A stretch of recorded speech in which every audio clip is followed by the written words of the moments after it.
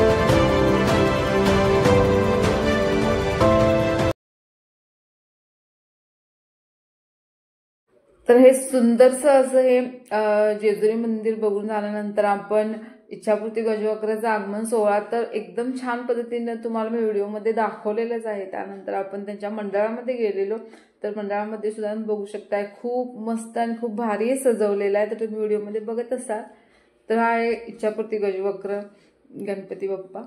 तर त्यानंतर आपण परत असेच काही मंडळांचे गणपती बाप्पा बघितलेले आहेत। तर इथे तुम्ही बघू शकताय माधुरीसाठी एक संदेश आहे छानसा।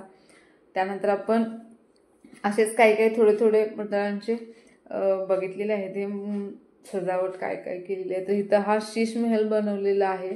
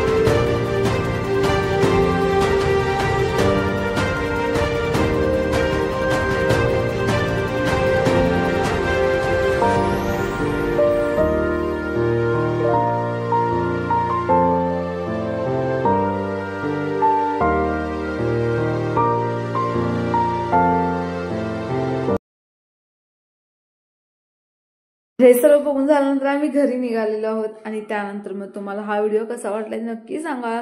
आपली सोन्याची जेजुरी कशी वाटली ते नक्की सांगा. परत काही गणपती बाप्पा आपण बघितलेले आहेत, त्यांचं दर्शन घेतलेलं आहे, ते सुद्धा तुम्हाला कसे वाटले नक्की सांगा. व्हिडिओ जर आवडला असेल तर लाईक करा आणि अशाच छान छान व्हिडिओसाठी चॅनलला नक्की सबस्क्राईब करा.